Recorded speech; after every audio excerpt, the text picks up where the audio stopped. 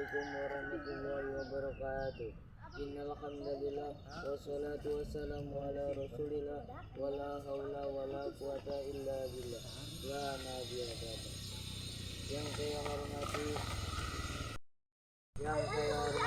Khadimul Pondok Pesantren Darul Alam Kota Banten Indonesia, yakni Al-Ustadz Yakan Permana SPD. Semoga tetap dalam perlindungan dan kasih sayang dari Allah Subhanahu wa taala, diampuni segala dosanya dan dijauhi segala hajat-hajatnya. Amin amin ya Allah ya Rabbal alamin. Dalam kesempatan ini saya akan menceritakan kisah Abu Nawas yang berjudul Membalas Perbuatan Raja. Abu Nawas suatu ketika Abu Nawas hanya tertunduk sedih mendengarkan penuturan istrinya. Tadi pagi beberapa pekerja kerajaan atas kita langsung Baginda Raja membongkar rumah dan terus meninggal tanpa bisa dicegah.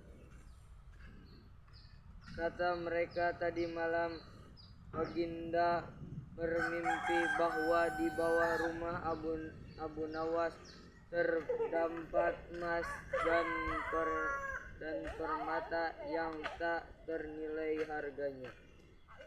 Tapi setelah mereka terus menggali, ternyata emas dan permata itu tidak ditemukan pada Baginda, dan Baginda juga tidak meminta maaf kepada Abu Nawas, apalagi mengganti kerugian.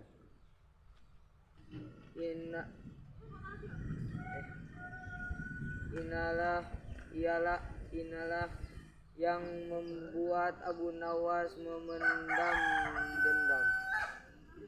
Lama Abu Nawas memeras otak, namun belum juga ia menemukan muslihat yang membalas Baginda. Makanan yang dihidangkan oleh istrinya tidak dimakan karena nafsu makannya lenyap. Malam pun tiba, namun Abu Nawas tetap tidak beranjak. Keesokan harinya Abu Nawas melihat lalat mulai menyerbu makanan Abu Nawas yang sudah habis. Ia tiba-tiba tertawa ringan. Tolong ambilkan kain penutup untuk makananku dan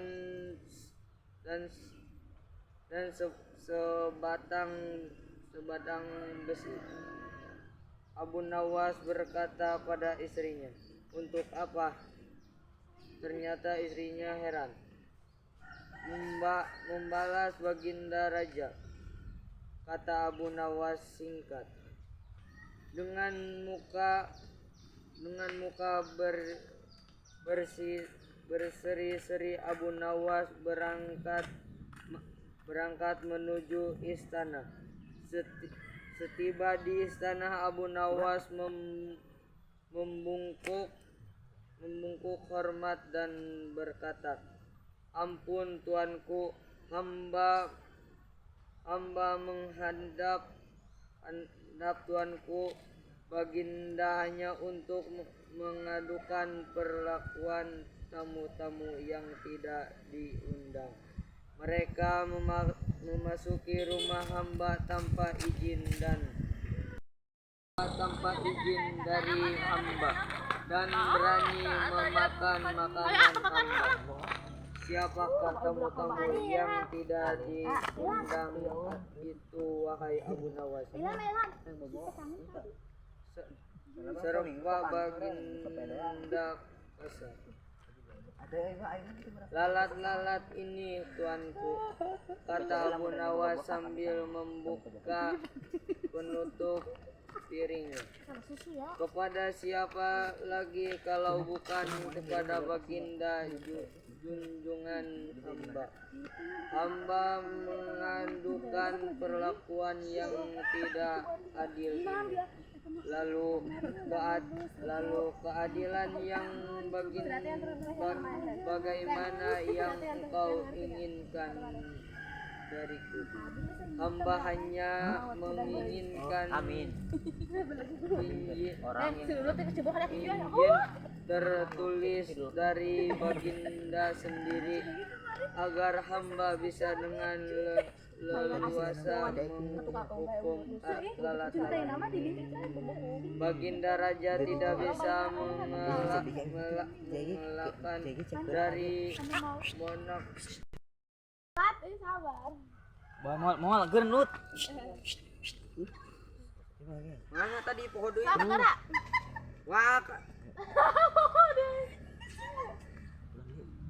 Ucap.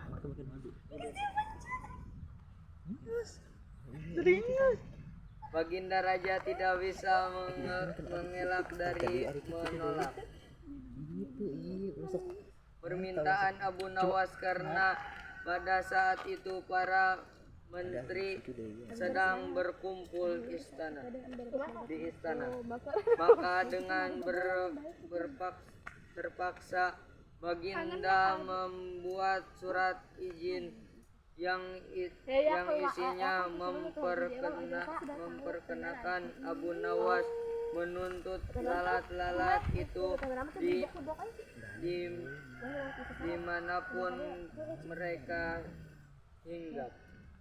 Tanpa menunggu permintaan, Abu Nawas mulai mengusir lalat-lalat itu piringnya hingga mereka terbang dan hinggap di sana sini. Dengan tongkat besi yang sudah sejak tadi dibawanya dari rumah, Abu Nawas mulai mengejar dan memukul lalat-lalat itu. Ada yang hinggap di kaca. Abu Nawas dengan leluasa memukul kaca itu hingga hancur. Kemudian pas bunga yang indah, kemudian giliran patung sia sehingga sebagai dari istana dan perabotannya rapuh dikejar tongkat besi Abu Nawas. Bahkan Abu Nawas tidak merasa malu memukul lalat-lalat yang kebetulan tempatnya baginda raja. Baginda raja tidak bisa berbuat apa-apa kecuali menyadari kekeliruan yang telah dilakukan terhadap Abu Nawas dan keluarganya. Dan setelah merasa puas, Abu Nawas mohon diri. Barang-barang kesayangan baginda banyak yang hancur. Bukannya itu saja, baginda juga menanggung rasa malu. Kini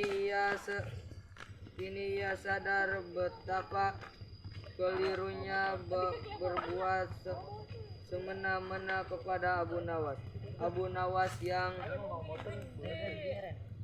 nampak lucu dan sering menyenangkan orang itu ternyata bisa berubah menjadi garang dan ganas, serta mampu membalas dengan dengan terhadap orang yang mengusiknya. Abu Nawas pulang dengan perasaan lega.